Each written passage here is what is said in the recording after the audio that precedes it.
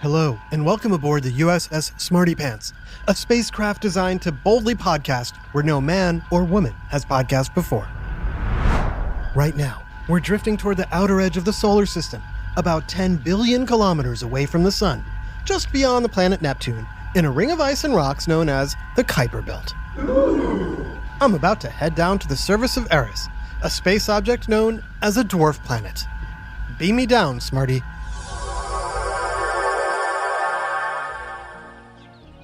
I'm now standing on the surface of the dwarf planet Eris. This can't be right. I see blue skies, green grass, and chirping birds. Animals are dancing all around me. Something is definitely off. Scientists say the dwarf planet Eris is supposed to be dark and extremely cold, hundreds of degrees below zero. They believe that Eris's atmosphere usually freezes and collapses, falling like snow. But I'm seeing sunshine and clouds and lots of life, including several short creatures walking towards me. Hi-ho! Hi-ho! It's off to work! Whoa! Everyone stop! We seem to have a visitor. Please identify yourself. Why, I'm the trusty narrator and captain of the USS Smarty Pants. I'm from Earth. Who, may I ask, are you? We're the dwarfs of the dwarf planet Eris. My name's Kaipi, and this is Icy, Stellar, Rock, Frosty, Allergy, and Hubble. We're headed to that forest with the prince. Hello! To see if he can wake up Snowy Girl, who passed out after eating bad fruit. No, this isn't right. You shouldn't be here. Really? We live here. You're the one who beamed down in a funny yellow shirt. I'm sorry, I meant I didn't expect to see anyone here. Well, Eris is a dwarf planet. Yes, but a dwarf planet is not a planet full of dwarfs. Oh, really? Then what exactly is a dwarf planet? Good question. Smarty Pants, do you know? What makes dwarf planets different than other planets? And how many dwarf planets are there?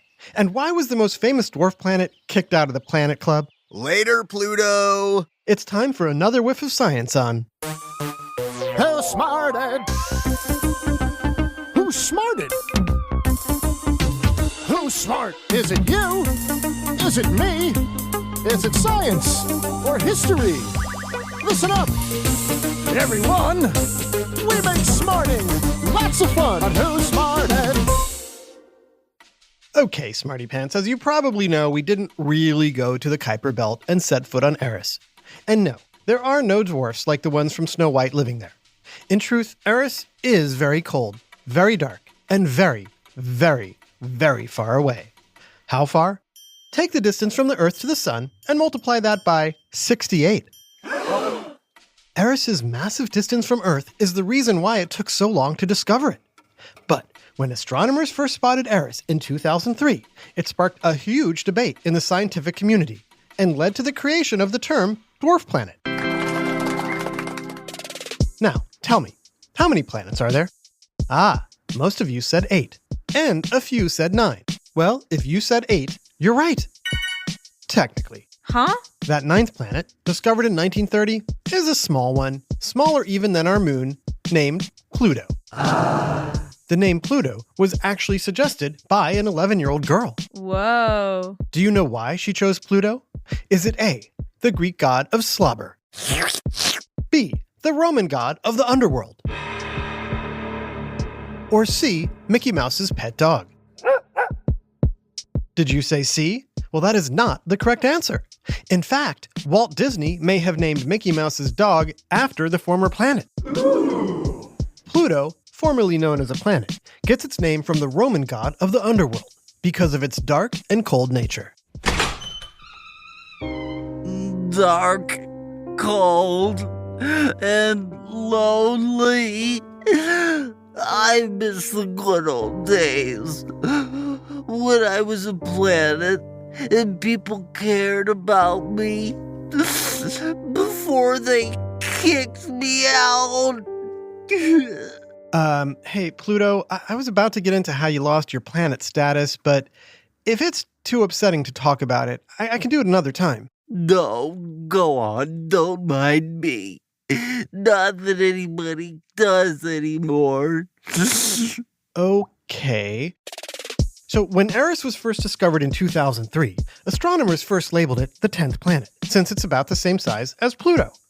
But there are lots of small objects just like Eris and Pluto in that faraway region of space called the Kuiper Belt. Would they all have to be called planets too? Suddenly, Pluto didn't seem so unique anymore, and scientists felt it belonged more with the other Kuiper Belt objects than the planets. But I am unique. My orbit is tilted, and sometimes I'm closer to the sun than Neptune.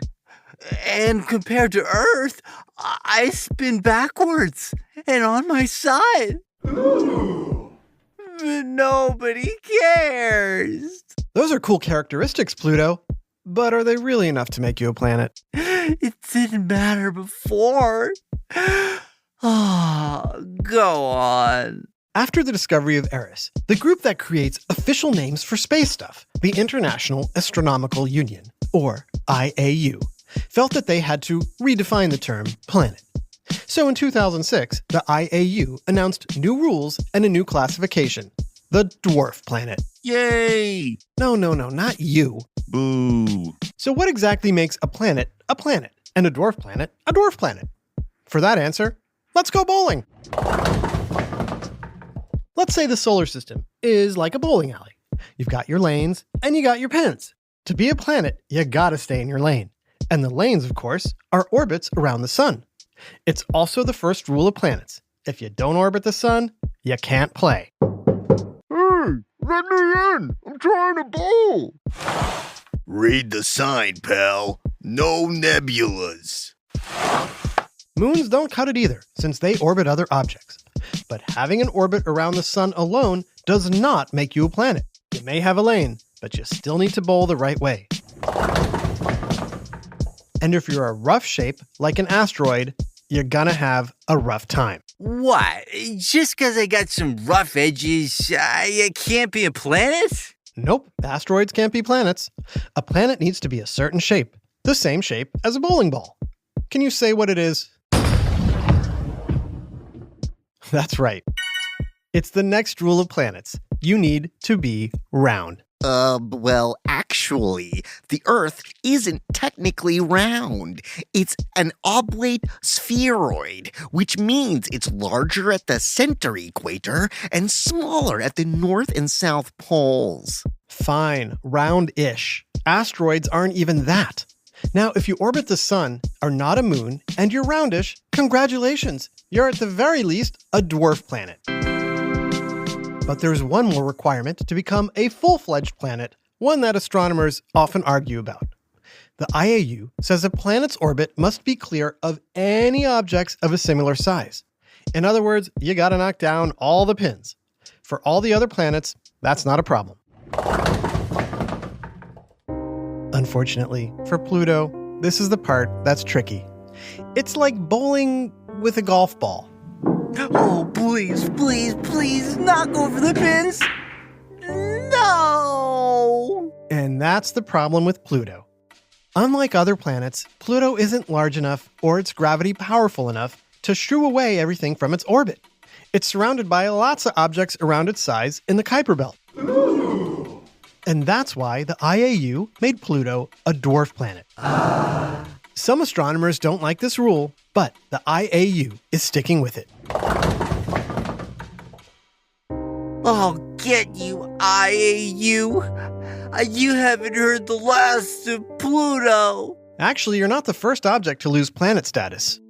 I'm not? Nope, the sun and the moon were planets longer than you were. The ancient Greeks called them that, and they remained planets until the 1500s. In 1801, when Ceres was discovered between Mars and Jupiter, it was also considered a planet. But astronomers changed that when they discovered lots of other objects in the same region. Smarty Pants, do you know what they ended up calling Ceres? Yep, an asteroid. That is until 2006, when Ceres, which is round like Pluto, also became a dwarf planet. Okay, that makes me feel a little better. knowing I'm not alone. Oh, not at all. In fact, many astronomers are excited about the fact that there may be hundreds, if not thousands, of dwarf planets out there waiting to be discovered. Smarty Pants, any guesses how many dwarf planets there are right now? Is it A, 5, B, 65, or C, more than 735? Oh, wow. Could there actually be more than 735 of us? We could throw a big dwarf planet party. Well, maybe. According to astronomer Mike Brown, the person who discovered Eris, astronomers have discovered at least 741 objects that could be dwarf planets. But officially, there are only 5 dwarf planets so far. Only 5? Yep, there's you, Ceres, and Eris, and 2 other dwarf planets we haven't mentioned yet, Haumea and Makemake. They're also in the Kuiper Belt.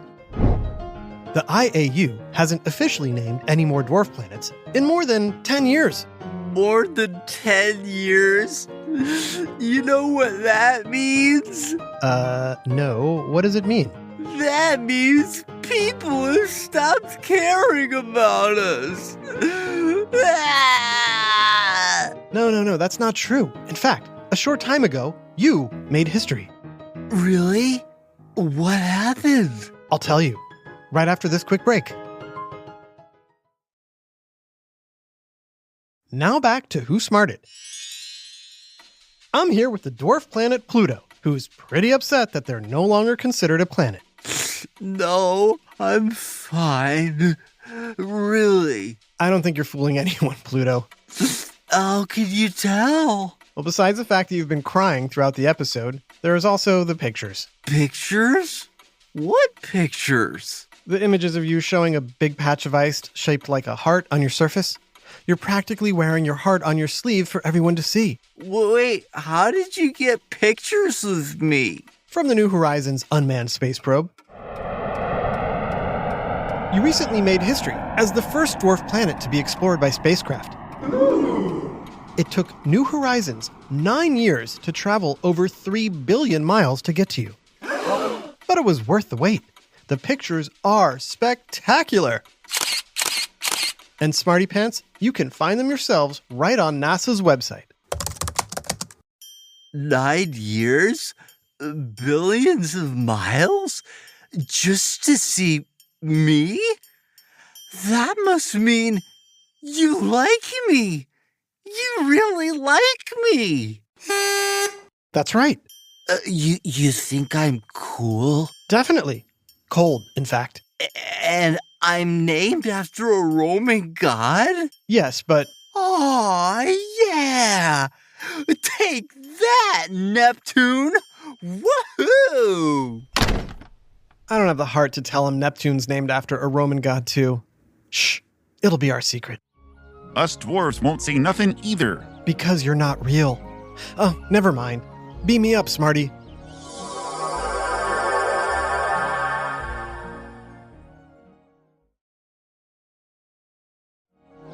A big shout out to Zach in Fairbanks, Alaska.